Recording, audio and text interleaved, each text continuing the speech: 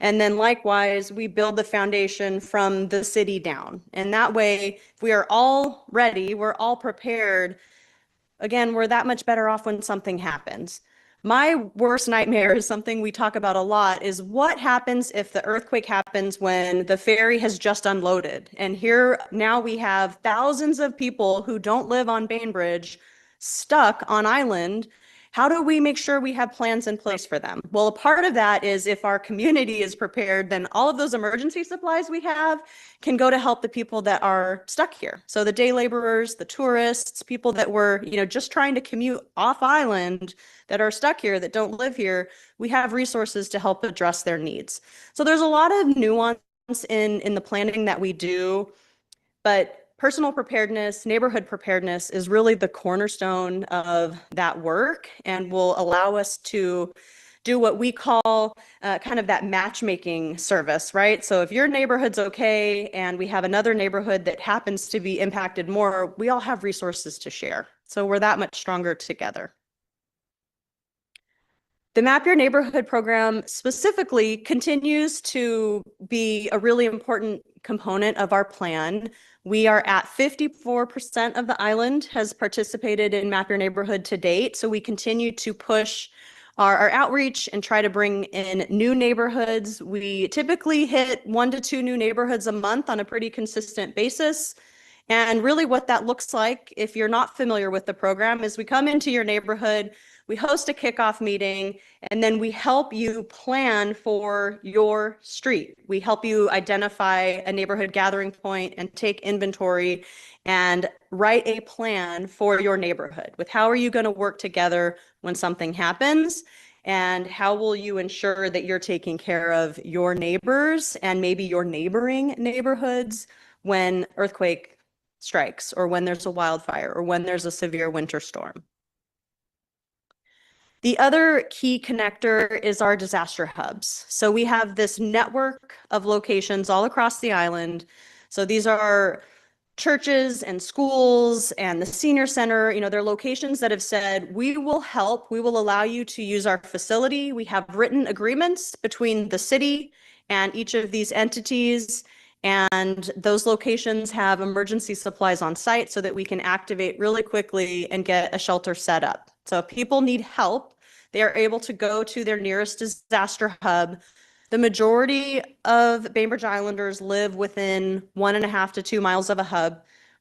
Think of it as post-earthquake, you're not really getting in your car and driving somewhere, right? So a 1.5 to 2 miles might still be a hike, but at least it's better than trying to get all the way from Agate down to the senior center, or if you live on the south end, trying to get up somewhere. So we've tried to disperse this across the island as best as possible.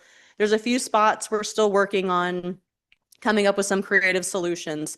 But the idea is our volunteers show up, help set up the hub, get the ham radio connected, make sure we're allowing for, setup for shelter. We have volunteers trained in wilderness first aid and wilderness first response so we can provide first aid, and then start that matchmaking so that we understand how big, how bad, what part of the island is worse off or better off than others, and how can we help connect the dots and connect the resources to help people who their house may be destroyed or they have no neighborhood to go back to because it was after the tsunami that's washed away their neighborhood. And so we are able to connect and make sure that we are getting people resources they need in the immediate aftermath of a disaster. So how does the EOC fit into this? The Emergency Operations Center is the physical location where representatives from key city departments and partner agencies physically report in. We get information from the community. We get information in from our community partners to tell us this is what's going on related to, whatever the disaster may be. We get real-time situational awareness to understand impacts to critical infrastructure, impacts to neighborhoods, impacts to our businesses, to city services, water, fuel, grocery stores, all of our critical lifelines. So information flows into the Emergency Operations Center, and then we, as a collective, are making decisions on how do we help prioritize resources to the areas that are of most need, and how do we start assigning resources to help respond? So if the water infrastructure is damaged, how are we making sure our water infrastructure is getting recovered fast? If it is, our streets, other utilities, how are we prioritizing resources to help address those concerns?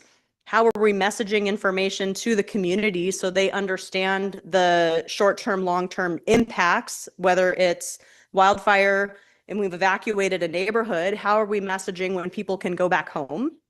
Or if it's post-earthquake, how are we messaging what that long-term recovery timeline looks like? Are we without power? Do we think we'll be without power for 6 weeks, for 8 weeks? If there's no bridge, is it a 2-month closure? Is it a year-long closure? What does that look like?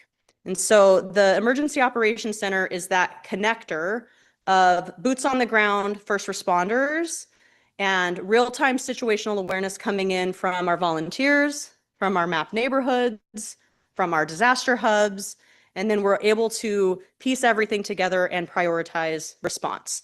So the physical primary location for the Emergency Operations Center is at the Ted Spearman Justice Center. So second floor is our, fairly new, built out within the last year and a half Emergency Operations Center. It's set up and ready to go 24/7. Laptops are there, phones are there, radios are there, our lovely colored vests are there. Everything you need is in that room all the time. If for some reason that space is not available, this is our secondary Emergency Operations Center. So we have supplies in the back closet, we have phones, we have resources to set up and respond here as well. How council fits in. So you help provide strategic direction for the response. Pre-event, you're helping us set policy, helping us set priorities and understand how we're preparing the community. And then when something happens, you are a policy maker to help us prioritize funding, to help us understand, we think you should be focusing on critical infrastructure, utilities, partnering with the ferries, whatever that might be for the incident, you help set the tone. As a council, you designate one representative to be a part of the Emergency Operations Center.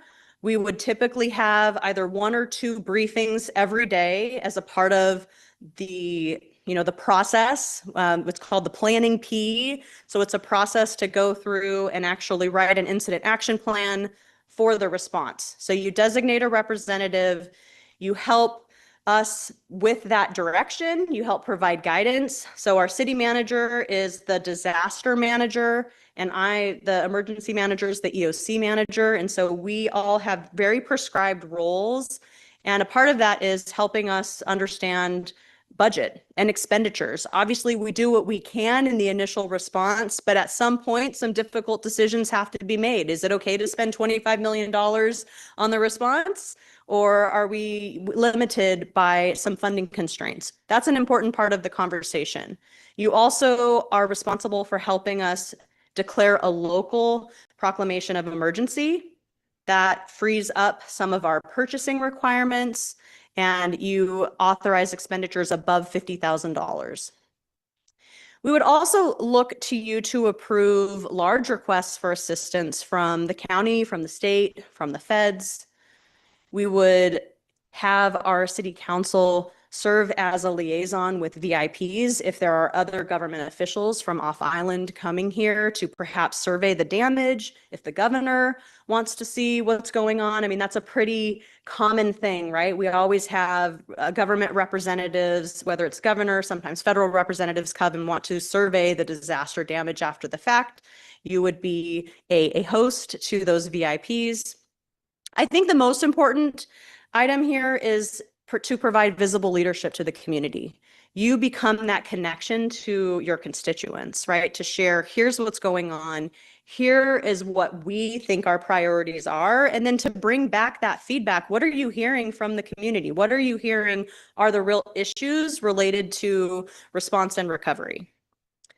And then, serving as a link with the disaster manager to understand the decisions that are being made at the Emergency Operations Center and the trickle down effect to those boots on the ground. So what is our fire department doing on scene? What's our police department doing? What's our public works department doing?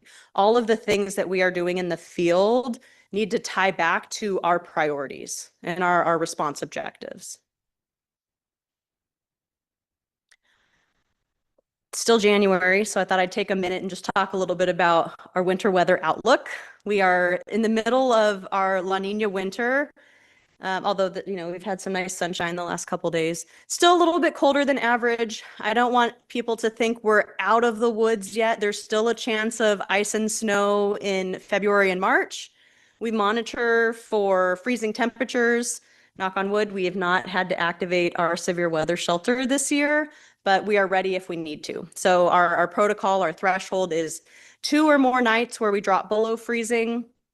And last year, I think we had a total of 8 nights where we were activated. This year, we have not had any nights where we've met that threshold yet, but we continue to monitor. I have a feeling that if we do get ice and snow this year, it will be in February, but just want to throw that out there. We're still not out of the woods completely. And then last but not least, some highlights for the year.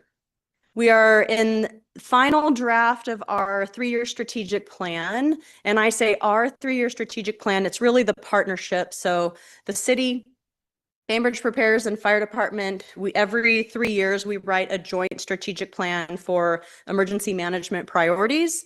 We hope to have that out and complete and shared with the community in February. And it really highlights our priorities for the next 3 years. We continue to focus on Prepare in a Year outreach. So it's monthly messaging around, getting prepared at home. Tsunami Ready outreach. We became Tsunami Ready a couple years ago, continue to do targeted outreach to our neighborhoods that are in the tsunami inundation zones. We talked a little bit about Map Your Neighborhood and our disaster hubs. We continue to implement those programs and really focus on our Emergency Operations Center and our team operational readiness. So all of our volunteer teams, we want everyone to understand how they fit into the response timeline, what their roles are, what's their scope of work, what they can and cannot do as a volunteer. And then just a couple fun things I'd like to call your attention to. So FIFA is here, June and July. If you look at the dates of the matches, there is the last 2 are July 1st and July 6th. What's happening in between July 1st and July 6th, right?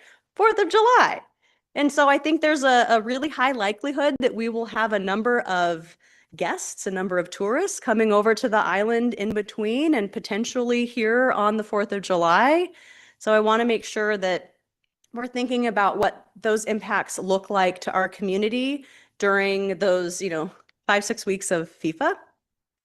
We are putting together a working group and including the Chamber and BIDA and a number of organizations to start thinking through what does that look like? What are some considerations that we want to have in place ahead of time related to preparedness, messaging to the community, et cetera? Excuse me. And then the last 2 are our annual Day of Preparedness, September 19th from 10 to 1. And then the Great Shakeout every October. This year it's October 15th, 10:15 a.m. So that was a lot in a few slides. We have a lot of really great things going on with our emergency management programs, with our volunteers, community outreach, and just wanted to take a few minutes to share with you some highlights for the upcoming year. Thank you, Anne. Yeah. Council, anyone, any comments or questions? Councilmember Fantoy Johnson. Thank you. Thanks, Ann. That was a great presentation. I was looking at the information of how the council participates and the designating of one council member to attend the meetings. I guess I was wondering, when you do your tabletop exercises, does that include this person or how will they participate? Yeah, that's a great question. So we typically have not done that. I think we certainly could talk about it, and I would love to have a representative at our exercises. Yeah. Yeah, I think that would help us to understand. I think the last mayor during a event was Councilmember Snyder during the pandemic. And I mean, she probably has some experience of how she participated, but I don't think the rest of us have that. And I guess I wanted to ask you the 3-year plan that you're working on right now. What is the top issue that you're preparing for? Yeah, so great question. I think in our 3-year strategic plan, we have kind of two big projects. One is a prioritization for interoperable communications across the island. I'm looking at Pascal Schuback with Bainbridge Prepares. I had a feeling he snuck in. So we are partnering with the Parks District to take over a radio tower that is on site at Strawberry Hill and really build out radio capacity to allow us to communicate across city departments, across, police, fire, with our volunteers, et cetera. So much of our communication infrastructure right now is relying on one amateur radio repeater. And that is great, but it doesn't allow for redundant and interoperable communication. So that's one key priority focused on communications. And then the other is to continue to partner with Virginia Mason and build out the plan for a disaster medical center. So we don't have a hospital on the island. What do we do with patients who need medical care, especially after a catastrophic earthquake where there is nowhere to go? How do we partner and use the resources at Virginia Mason and our volunteers and our Medical Reserve Corps to build out medical capacity? And I'm sorry, I had one more question. I guess I wanted to know about, if there is a way for the community to have a list of things that are like not approved, but that would work, like generators and radios, and which things we would like recommend for people to have. Yeah, that's a good question. So we have a number of checklists around, what you should have in your home emergency kit, what you should have in your go bag, et cetera. In terms of specific suppliers for that, we haven't done that unless we get asked, really specific questions at different trainings. We do some show and tell with some products that we support. We could look into that. I think people definitely want to find ways to make purchasing those items easier. And so we've had some conversations around maybe coordinating some bulk buys for water storage and freeze-dried food. So we've had those conversations, and we can continue to look into that for this year. Was it Councilmember Schneider next? Yes, thank you. You make us proud. It's really amazing to have the confidence that our city is as resourced as we are. So with the emergency management budget, looking at supplies, what does that get spent on year over year? Is that primarily replacing things that are going to go out of date, or are you sort of building, do you have new things on your wish list that get chipped away out over time? Yeah, that's a great question. It's a little bit of both. So for our newer council members, back in 2022, we allocated $300,000 towards our disaster hub build out. And so we used that money to purchase 10 trailers and outfit those 10 trailers. If you notice on our disaster hub list, we actually have 14 sites. So right now we still have 4 more sites that we need to build out. So those are new supply purchases. And then we really do move into maintenance mode. So every year there's a set of supplies that need to be rotated out. I'll give you a couple examples, mainly related to our infants and children. So we have things like Pedialyte and formula. Unfortunately, those have very short shelf lives. And so we have to rotate those out. We donate them as quickly as we can before they expire, so they get used by Helpline and other community partners. So it's a mix. I would say at this point, we're still probably in the 70% range of new purchases, and then 30% for resupply. And then once we build out those additional 4 hubs and the disaster medical center, then we really do move into resupply and maintenance mode.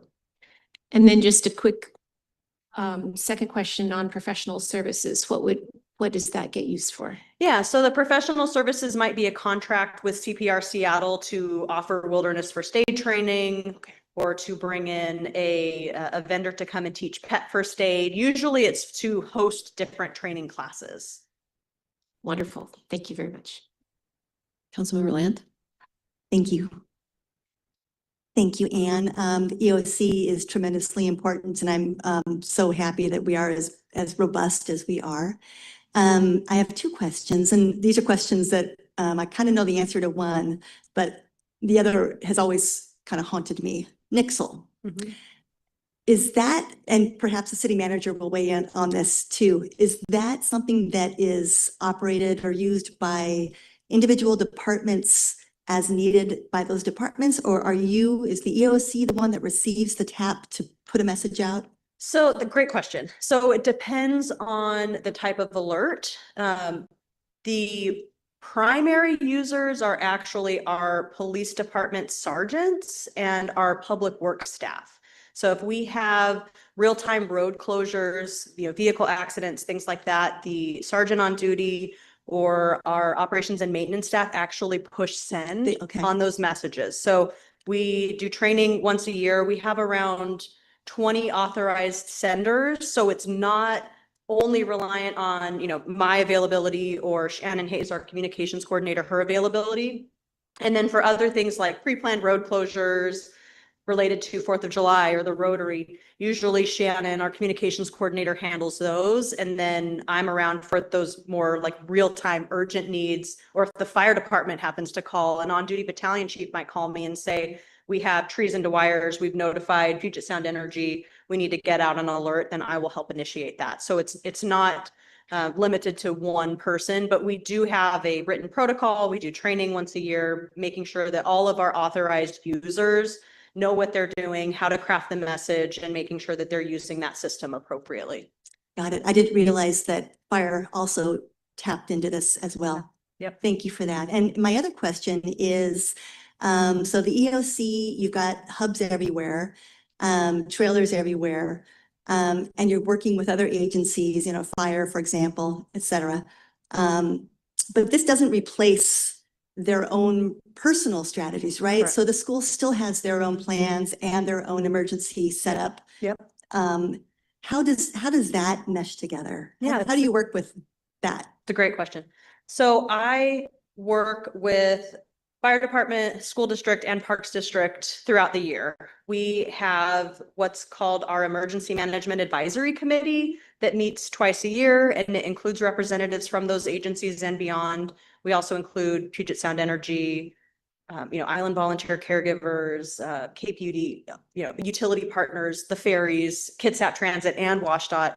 So we have all of our key partners are a part of that. And in that group, those 2 meetings a year, we talk about priorities. We talk about strategies for employee preparedness. We've linked in their essential personnel with our emergency flotilla, so their staff understand how we get essential personnel on and off island beyond just city staff, right? So if we need to get parks district, school district, et cetera, employees on the island or off when something happens, they've been trained on the flotilla, and we try to do annual refreshers. The start of every school year, I meet with district administration that includes all of the principals and assistant principals. We talk about our child reunification plan, how we help each school prepare.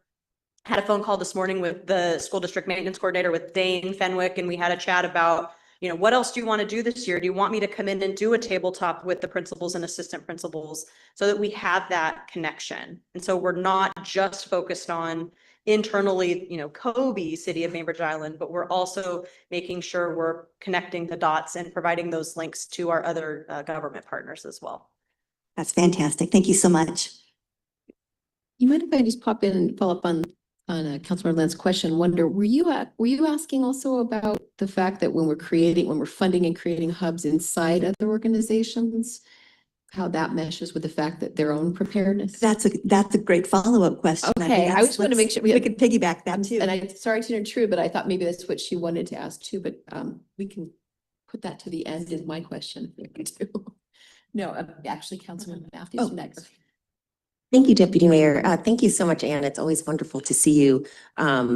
And your presentations always leave me feeling both really, really well prepared as a city and really ill prepared at home. So lots of work to do there. If you're listening to this and you're on the south end, your disaster hubs are Hyla Middle School, I believe, and Fort Ward. So those are the things to know. So my question has to do with Map Your Neighborhood. How many neighborhoods are not mapped? And how do we get them mapped? Or like, is there a gamification we can do, or? It's a good question. So I don't know how many neighborhoods aren't mapped because we don't have an official like number of neighborhoods, Yeah. right? The definition really depends on what you want it to be. So if you live on a street with 10 households, maybe that's your neighborhood, or you live in an apartment complex with 45 units, that's your neighborhood. So right now we're at 54%, but that means, right, 46% of the island is not mapped. You can go to bainbridgewa.gov. At the top of our city page, there's a maps link. You can click on the map. And then in our city map database, you can actually look at the list of mapped neighborhoods and see. We have some areas that are very well mapped and resourced, and we have some areas that aren't. And so we definitely need more people to be interested in serving as captains. We do a lot of outreach. I mean, a lot of it is word of mouth. I have an incredible team of volunteers that go and provide kickoff training and team leads that are helping push this initiative. If people are interested, they can reach out to me. My information's on the city website. You can also go to bainbridgewa.gov/neighborhoods, and it will pull up the link to our Map Your Neighborhood program. Thank you. Councilmember, sorry. Oh, yeah. So thank you for the presentation. So a couple quick questions. As far as designating a council representative, has that already been done? Is that done ahead of time, or is it during the disaster? So typically it would be during the disaster, but I think, the earlier question about having council participate in tabletop exercises, if that is something that we wanted to talk about, maybe for the year, like you do some of your other city appointments, I think that's something that we could work into the process and have a pre-designated rep to really be a part of our trainings that we do throughout the year. Yeah, because that was kind of what I was getting at, is whether it's one less thing to do Yeah. during the emergency. And then the other question I have is there a way to get more disaster hubs in the South Ward? Yeah, so I think, part of the conversation is really around, finding additional sites that are willing to be designated as a disaster hub. And then, of course, that comes with funding to supply it and volunteers to train to assign to those locations. And so I think we've done a pretty good job with the partnerships that we have to date. I think we probably have a little bit of capacity to identify a couple other locations. But I will say, when you think about staffing a hub or a disaster shelter, you're talking about 20 to 30 people per shift for an extended duration. That's a lot of help that we need. And so we would just need to have a more concerted effort to recruit volunteers to help support that as well. Okay, thank you. Okay, I think that's, city manager. So, Yeah. as a conclude, I just wanted to, provide some comments to wrap up. I do think Bainbridge Island is really best in class in terms of emergency preparedness. We lead the way. Cities, regardless of size, we are advanced. We didn't talk a whole lot about recovery, and I just want to mention recovery is an important part of our emergency preparedness, and it comes in a couple of different ways. The philosophy about maintaining a quarter or 3 months of our revenue as a designated reserve is related to emergency preparedness. If there's a major disaster and you lose your tax base, we want to be in a spot where we can pay the bills during basically a 3-month time.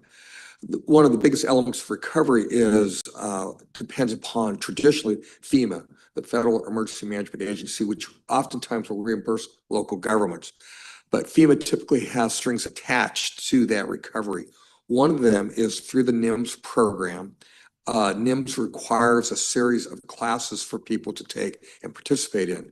Most senior professional city managers have gone through those series of NIMS classes, and that certification follows you from place to place. FEMA, as an enticement to make sure people are taking the NIMS classes, normally associates reimbursement with certification that people in the EOC, for example, have attended NIMS training. And does a very good job providing the security and the organization of the EOC. We do not allow people to self-deploy to the EOC. And typically in most disasters, if it's a significant disaster, the public will report to the EOC. There, they typically will be told that you cannot enter the EOC. If nothing else, you haven't had the NIMS training, and the NIMS training, again, is a key to the recovery piece. Again, something that we want to talk about.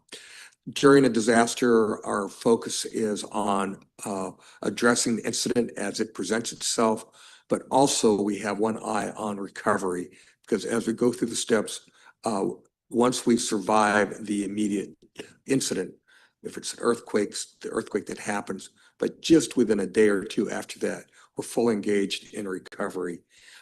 So it's just as important to us. Again, we are absolutely first in class in our emergency preparedness, but also that we are first in class, I think, with the preparations we make for recovery with that. And Ann's done a great job. We have a great partner with our Bainbridge Prepares. I think, and I'll say this, I know that, is that the other public safety district is very fortunate that the city has been as generous as it is with its emergency preparedness budget, because it allows us to provide a lot of services to the community. And I think that the city council and their generosity with regard to emergency preparedness deserves some credit for that. And that's a discussion Ann and I have had from time to time, is that generosity in terms of the balance of the public agencies responding to emergencies. Thank you so much, Anne. Always so impressive. Thank you. Thank you. Next item is regular business 3B, discuss road maintenance and pavement management. Yes, thank you, Mayor. We wanted to present an item to you. This is no action is pending for the council. This is purely a presentation. The council's received a similar presentation over the past year, a couple different times. I thank the council for allowing this item to be on this January 20th agenda. This will be my last study session with you. And one of the things that I feel I have a professional obligation to do is to let you know of those areas I think you should focus on. And quite frankly, as you will hear, I believe that you will want to focus on pavement maintenance. You have a lot of liability related to pavement maintenance. You have an extensive road system, and it is deteriorating faster than we are repairing it and preventing it. So as one last presentation, again, nothing is being asked of you tonight, but I want you to be fully aware of the condition of the roads, the methodology that we undertake to assess the condition of the roads, and what decisions you may need to make in the future with regard to maintenance of this important asset. And Chris Vicky will tell you about that. Good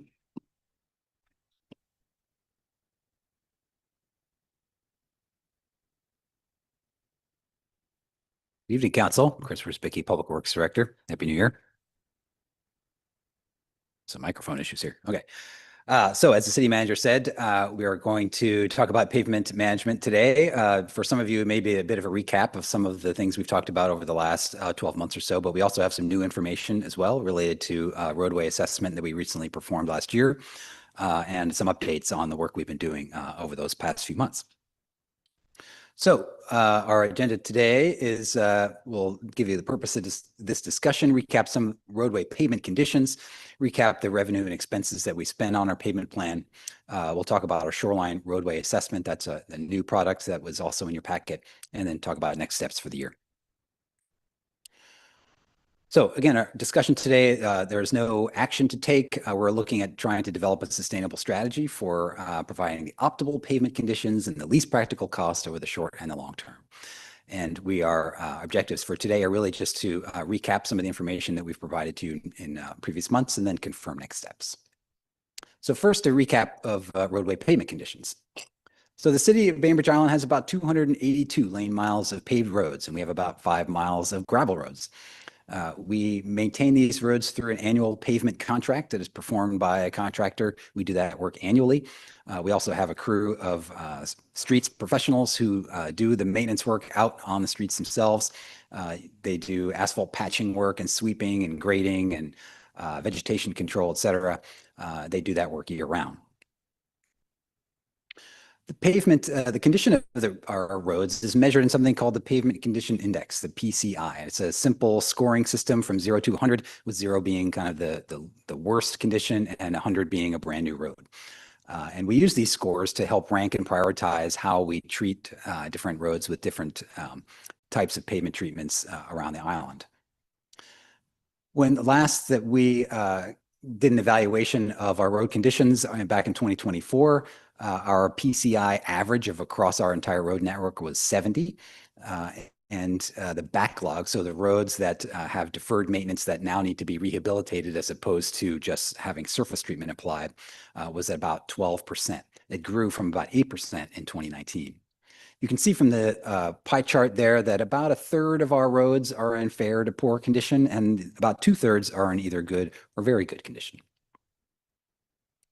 We want to keep the roads in good to very good condition because it costs a lot more to reconstruct a road than it does to apply a surface treatment. You can do a surface treatment like an overlay or a slurry seal or a chip seal for about $5,000 a block. When you have to reconstruct a road, you're talking about $250,000 or more per block. So the more we spend preserving and maintaining the roads, the less we'll have to spend in expensive reconstructions. And that's obvious in 2 of the projects that we recently performed. Folks remember driving on this condition to Madison Avenue for a number of months, which was painful for all of us. That project cost about $1 million and took about 3 months. There's other work was going on alongside that project, but the road construction piece was extensive. That was a road that needed to be completely rehabilitated because the surface and the conditions underneath the pavement could no longer support the asphalt on top. Meanwhile, Sportsman Club Road was part of our annual paving project last year. That project was about $300,000 and took us about a week. Now that's a slightly shorter segment, but I really want to highlight just that besides the difference in cost, the difference in duration is significant. And that has an impact on the traveling public in Bainbridge. So what do we really need to take care of our roads? The last time we did the study in 24, the recommendation was that we could put about $2.5 million a year to maintain that PCI score 70, and we'll have slight increases in our deferred maintenance, but something that was probably manageable. If we really wanted to kind of steady state our backlog or that the deferred maintenance issues, we'd put about closer to 3 million. And if we wanted to reduce that deferred maintenance and maintain the score, we would be putting something in like $5 million a year. Currently, we're putting in about $1 million. Back in between 2014 and 2022, we were averaging about $500,000 a year. In 2023, the council upped that to $1 million plus inflation. That's what we've been spending on pavement maintenance for the past couple of years. With that level of investment, we do expect our PCI to drop from 70 to 65 over the next 10 to 12 years, and the backlog to grow to 18%. The road that you see in the picture there is Country Club Road. That was a recent reconstruction we did this past summer. It was about $800,000. You can, in the very bottom right-hand corner there, you can see a pile of logs. This was a log road that was built before statehood. It had very varying conditions underneath this road. Really could not be repaved. It really needed to be completely reconstructed. And these are conditions that we'll find in lots of different places on Bainbridge. Roads that were just constructed on bare earth, roads that were constructed on logs. There's lots of different conditions out there that add to the exacerbation of the road deterioration. We use a asset management system to prioritize our roads for pavement and treatments. This is just a snapshot from that program that shows you kind of roads that are in good to poor shape around the island. We use this to develop our annual pavement program every year with that $1 million. And our prioritization over the last 2 cycles, including this year, is that we are prioritizing about 70% of that money into high volume roads and about 30% into very local access roads that are in very poor shape. Okay, we'll just recap a little bit about revenue and expenses. We've been over this before, so I didn't put in all the information, but I did want to just show you kind of where all of the money from this that goes into the streets budget comes from. So this little chart here shows you all of our different revenue sources. You can see them listed at the bottom of that chart: the general fund, real estate excise tax, transportation benefits district. The little red slice of each of those charts is what goes into, over on the right-hand side, makes up the entire streets budget. So you can see there's about, in the general fund, there's about $1 million transfer of all the other things the general fund pays for. A portion of the general fund goes into paying for streets, a portion of real estate excise tax, all of the parking tax we get, and all of the state gas tax we get, the bars on the bottom right, all go into the streets budget. This is from 2025. I didn't redo the chart for 26. It's pretty, the numbers are a little bit different, but basically pretty similar. When we look at what the streets budget does, there's a whole bunch of things in there. We pay for our maintenance labor, right? We have about almost $2 million worth of paying for people to do things on the road. Second from the bottom there is that $1 million worth of pavement preservation. That's what we're talking about mostly here today. We've got overhead expenses. We've got, equipment and supplies, striping that we do every year, and insurance. Those are all the things that make up the streets budget for last year, which was about a little over $4 million. Previously, we had also talked about potential new revenue sources for streets. There's a lot of different options going from left to right. That's what we're on the left side. That's the status quo. We're putting about $1 million in right now.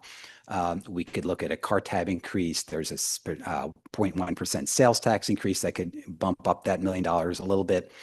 We looked at a voter levy lid. This is the amount of people that would pay in addition to their property tax, and an additional amount to support roads, between $100 to $200 per year on average per household, could bring us between $2 million and $3 million a year to support roads.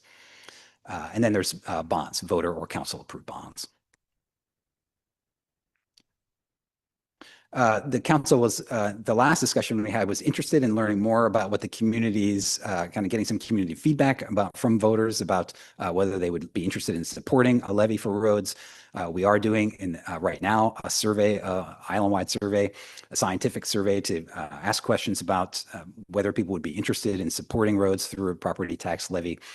We plan to bring those findings back later in this quarter to give you a little bit more background information about how people are feeling generally about the levy, how they would feel about different levy amounts, and how they would feel about, the balance between road preservation and road improvements like non-motorized improvements.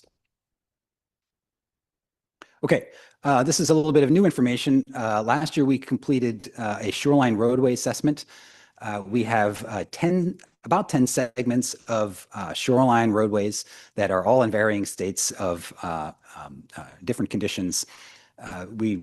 You can see the map of them here. There's quite a few down on the south end of the island and a couple kind of in the central part of the island. You can see all the roadways listed here. The full report was included in your agenda packet if you're interested in the details. I'll just highlight a couple of the roads. These are the top 3 in the risk level assessment that I'll show you in a minute. This is Manitou Beach Drive just a couple of weeks ago during the king tide flooding event. We were lucky to not have any permanent damage there, but we did have quite a bit of cleanup, as you can see on the roadway. This is a recurring place where we have flooding events during king tides at least twice a year.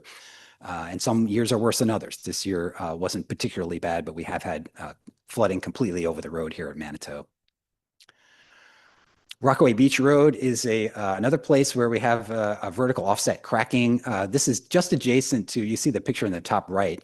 This is just adjacent to some shoreline stabilization work that we did in 2013 when we were coming over on the ferry. You can see the large revetment that we did along the shoreline there to help preserve the road. This is just a little bit further south of there where we're seeing kind of the road start to look like it's moving a little bit. We are working with a geotechnical engineer right now to install some inclinometers there so we can measure how much movement is happening, determine how soon that we might need to take some action. But eventually this is going to be a place where we're going to need to do something. And then lastly, Crystal Springs roads in the southern area of the road. We have a failing revetment there. It's not really impacting the road surface, but it is clearly at some point going to. There is kind of additional embankment erosion that continues to happen there.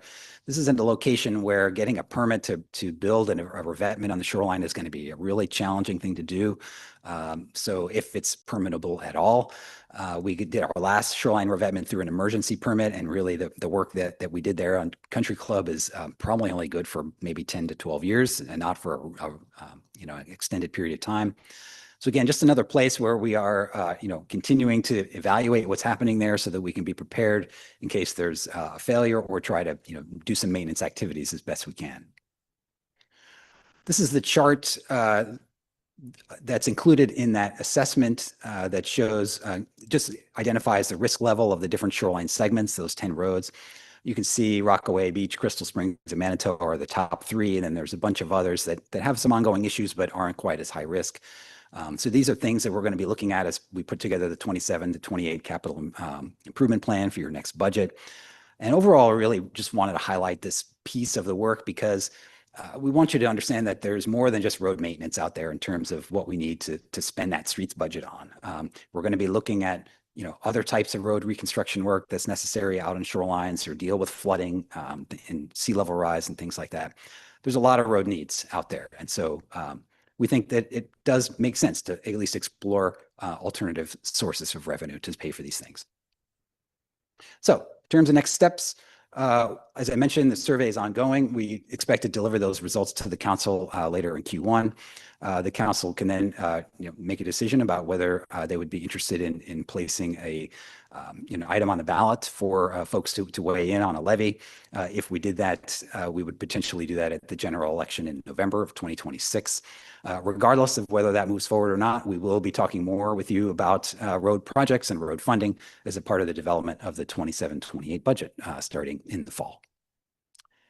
And I think that's all I have for you. Look forward to your discussion. Thank you.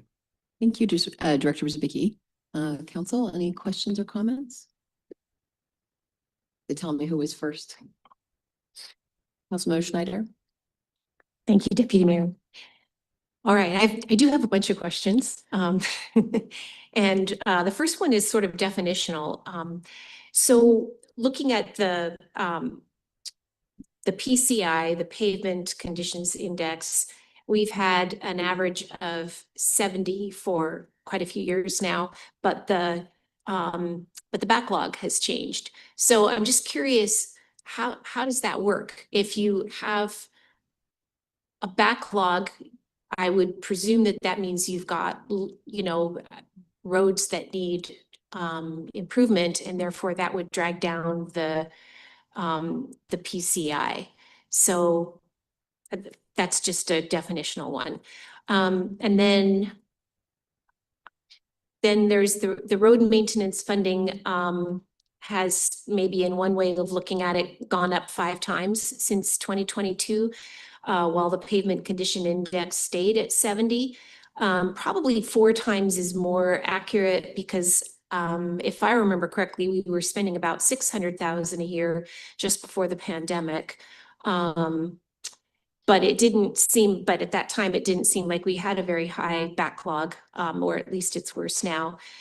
So I understand there's a lot of inflation right now, but 4x is a lot. So I'm just kind of curious if there was like a regrouping of things, if there was more of the repair going into maintenance, or I don't know. It's just a question. And then my other questions are kind of sea level related. When is sea level rise a direct factor in the level of road maintenance required for shoreline roads? And I just realized in the presentation that what Chris was explaining, the sea level rise part, or I'm sorry, but the road conditions that were in those top 3 were not necessarily in the maintenance, they were more in the fix-it category. But I'm still thinking there could be, in any case, regardless of whether it's in road maintenance or in improvements like the CIP, could we have an indicator of when sea level rise is a direct factor? So for instance, Rockaway Beach, probably no, because that's way up high and it's a slope issue, right? But Manitou Beach, obviously, I think we would say yes, that it's been pointed out that way to us. And is the mitigation cost for sea level rise I kind of referred to this already. Is it more accurately captured with the CIP projects instead?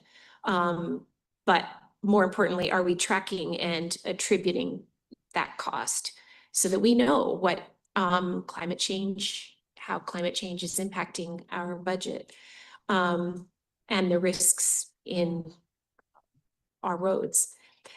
And then my last question, is there a way that we can capture the number of residents served and or the number of road users per day for less traveled roads, especially those needing predictably higher levels of maintenance due to shoreline proximity? What policy options would we then have if a disproportionately higher percentage of road funding was benefiting very few residents? Did you get all that? Thank you. My best. So the PCI is staying at 70, the backlog is growing. Part of the, so this is actually an answer to both of these, first and second question. Your second question was about why has maintenance funding gone up so much? Well, in 2024, this last assessment we did that included the kind of asset management piece that I showed you, really did a much more robust investigation of pavement evaluation as well as subsurface investigations into roads. So this is, which was new information that we didn't really have before. The subsurface investigations gave us a much more better sense of roads that are going to need to be reconstructed, and it doesn't make sense for us to continue to invest in their surfaces because it's not going to last over time. And that is information that we didn't have before.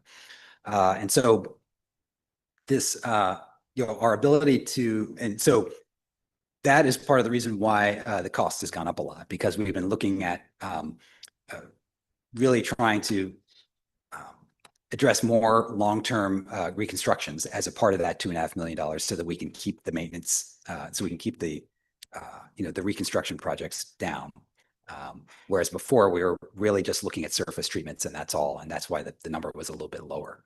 So it has to do with how much information we have right now. Can I ask? Yeah. Sorry, if I could just clarify there. So when you have a reconstruction project, that doesn't come out of the road maintenance fund though, does it? Or does it? Well, it comes out of the same pots of money that that you saw on that table. It doesn't necessarily come from that $1 million, which has really been used for just for treatments, but it does come from general fund sources or other sources that can pay for streets generally. Okay, so I guess we might just want clarification on that. If if we're going to like bump things up to 5 million a year or whatever, is that going to be road reconstruction versus just pavement? Yeah. Typically, we put our road reconstructions into the capital improvement plan, which is kind of getting to your question at the end. Okay, thanks. With regard to why it stayed at 70. So again, as we did this new evaluation and have a whole bunch more data, one of the things that the program uses to evaluate the PCI score and to develop the prioritization is how many cars are actually using that individual road, so they can factor in how much it's going to wear out over time, right? It also includes like how much truck traffic that road has and things like that. So we have a lot more information now about how to select roads. So I think we've been doing a pretty good job of using that $1 million over the last couple of years to be able to try to maintain that PCI score. Particularly, as I mentioned, we're starting to address more high volume roads now, as opposed to putting our money into local access. So I think we're getting a little bit more bang for our buck, and we're able to kind of extend that PCI, but we can only do that for so long. And especially since $1 million is only going to, is starting to become worth less and less as time goes on, and because the cost of this work is going up. And we get some additions for inflation in the budget, but they don't really necessarily cover, the full cost of, how much projects are inflating. These projects are very related to the cost of oil. And if oil prices are going up, then road projects are going to go up. In terms of when sea level is a factor, you're right that not all of those projects are necessarily related to sea level, although pretty much any roadway that's in that top 10 list that's near sea level at all is eventually going to be, it's going to have sea level rise related issues. Projects like that, again, getting into your last question, probably would be put in the capital improvement plan. So those are things we are kind of separating out as a different bucket than our regular maintenance projects every year. And there are going to be more and more of them, as we start seeing more sea level rise. The Manitou project was in the CIP. You probably heard from the city manager that we had a FEMA grant that was going to address a process for communities to be involved in determining how to address roads that are impacted by sea level rise, including things like, do we close certain roads? Do we relocate roads? How does that impact private property? How does it impact access to neighborhoods where there's lots of people going through or not that many people going through? That grant was canceled. We didn't actually get it, but we were on the list to get it, and then the money went away. So that is something that the council may want to consider doing or funding locally when we get to the budget process later next year. It does seem like a relevant thing for us to be taking next steps on and gaming out a little farther, especially since we have a sea level rise analysis now for the city. So does that touch on all your questions? Yes. Is there also sort of an accounting that we could pull up a report, for instance, that says, here's the budget that we've needed to allocate because of sea level rise? Yeah, we certainly could do that. Right now, we're not really, I wouldn't say we're addressing any roadways specifically for sea level rise. We are, however, addressing utilities specifically for sea level rise. And if that was something you wanted to see, cordoned off in the budget as, this is what the cost of sea level rise is, on our different projects, we could certainly do that. Yeah. And before I call on Councilmember Land, I'd say you're probably talking about king tides too. So we don't have the sea level rise yet, but we do have climate related, arguably king. And they are related. Councilmember Land. Thanks, Deputy Mayor. I've got a couple questions too, and I'll just piggyback on what Councilmember Schneider was asking about. As discussions of king tides and sea level rise and climate change and warming are discussed, how about discussions about turning some of these roads into one-way roads? Very unpopular, but let's just throw it out there as a possibility. What would that look like? I'd also be interested in whether these monies in this presentation today, do they include funds for unanticipated things like traffic calming that seems to be coming up more and more? I think that we've got a little shortfall in some of the remedies that we're looking for. And so that would be delightful to have extra monies just for those purposes. I'm also interested in how much of these proposed projects or some of this work would be done by city staff versus contractors. I think you've mentioned in the past that there's some savings to be had. I'd like to hear just a little bit about that. And on the subject of monies, I'd also love to discuss any more creative funding combinations. As items maybe are being moved off the CIP in future, perhaps we can earmark those funds for potential, road projects as opposed to right off the bat heading towards increased transportation benefit district fees or levy. However, I'm very interested to see what the public will come back with, what the appetite is for a levy. That will be very revealing. So those are my questions. Thank you very much. We already have a one-way road impacted by shoreline issues out at same road, Manitou Beach Road, just on the very eastern portion where we converted it to one-way. Certainly, that is a potential option, and that is one of the things we were going to explore in this pilot project with community was what is the full suite of things that we could do, including potentially converting roads to one-way. Which could potentially save some time and some money in the longer term if if the neighborhood's open to that, if the circulation can work and that sort of thing. In terms of funds for traffic calming, so the levy that we've been asking folks about through this survey is somewhat modeled after a presentation the council received about a year and a half ago from the city representative from the city of Kirkland. And they've had a very successful program there where they have about a $2.5 million annual levy, and that money goes to support their roadway preservation and also traffic calming and safety improvements as well, and non-motorist improvements, a portion of the budget. So I think we would envision, depending on the community's feedback on that the money could potentially go to two potential sources there. And how much would be done by city staff? The council has approved increases in our staffing in streets maintenance. Over the past couple of years, we've added a couple new staff people to the crew, which has been great. We've been able to do a lot more square cut patching work and maintenance work ourselves. The large pavement repair work would probably still be done by contract. It takes a pretty large complement of crew members to do a project of that size. And so most cities of our size, and even quite larger, mostly do that work by contract. So, and then I think your last one was more of a statement. So unless you have a specific question. So, thank you.